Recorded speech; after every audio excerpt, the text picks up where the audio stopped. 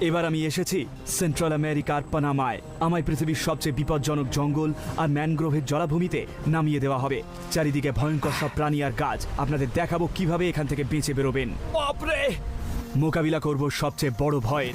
ও বাদুড়! এগুলো কিন্তু কামড়ায়। আগ বাড়িয়ে কথা বলার ফল ভোগ করব। আমি এটাকে খাবো।